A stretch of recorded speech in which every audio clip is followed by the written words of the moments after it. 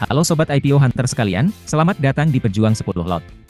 Di sini kami akan membahas saham IPO dengan kode emiten NSSS, yang sebentar lagi akan listing di Bursa Efek nanti. Profil perusahaan. Perusahaan holding perkebunan sawit, terletak di Kalimantan yang berdiri sejak tahun 2009. Mempunyai 5 perusahaan anak. Namun 2 anak perusahaan belum beroperasi. Kegiatan usaha utama adalah sebagai penasehat dan perunding. Kegiatan usaha penunjang yaitu melakukan pembelian penyewaan, kerjasama dan lain-lain. Harga awal Rp50. Sedangkan harga penawaran umum adalah Rp127. Besar saham yang ditawarkan untuk masyarakat sebesar 15%. Keunggulan perusahaan NSSS ini diantaranya. Adanya waran 2:1. Track record saham sektor sawit sedang bagus. Begitu juga harga sawit sedang naik. Rencana pembagian dividen sebesar 30%. Umur tanaman masih 7 tahun, termuda dari kompetitornya. Yang mana sekitar 2 tahun lagi bisa panen. Produksi sedang mengalami peningkatan. Adapun kekurangan dari NSSS diantaranya. Pendapatan bergantung kinerja perusahaan anak. Klien terbatas masih dalam negeri. Tahun ini, beban pokok dan keuangan yang tinggi menyebabkan pendapatan menurun.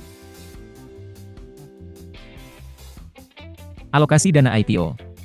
Alokasi dana IPO seluruhnya untuk modal kerja dan belanja.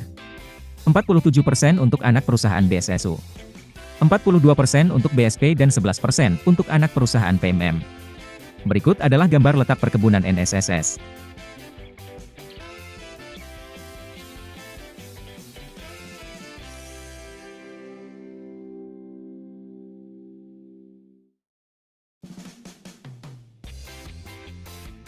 Valuasi perusahaan. Pertama, ekuitas.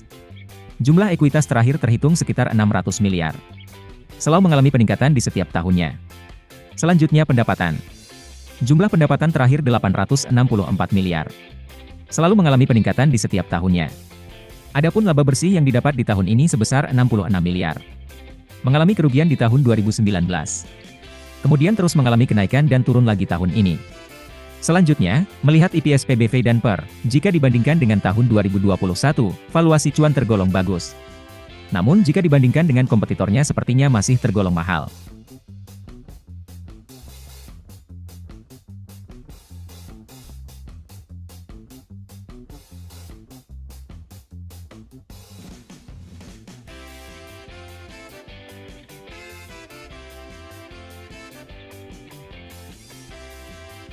Kemudian underwriter.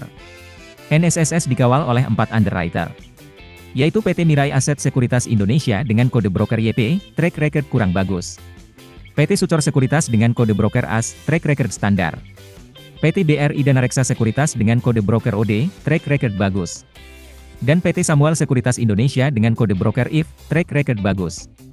Selain itu IF ini terafiliasi dengan perusahaan.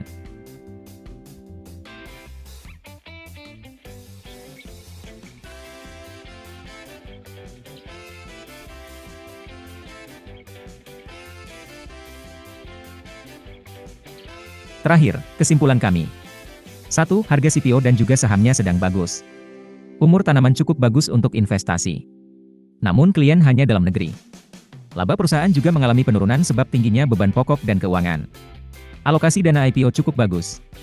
Valuasi untuk IPO relatif mahal. Apalagi kalau dibanding kompetitornya. Namun adanya waran 2:1 dapat meminimalisir kerugian. Underwriter banyak. Kemungkinan untuk IPO yang dana besar jika underwriternya banyak, rawan turun. Tapi ada juga yang arah berkali-kali seperti Cebut. Selain itu, underwriter IF selaku penjamin terbesar adalah pihak terafiliasi dengan perusahaan. Bisa jadi malah arah nantinya hehehe. Kami akan berpartisipasi untuk IPO ini.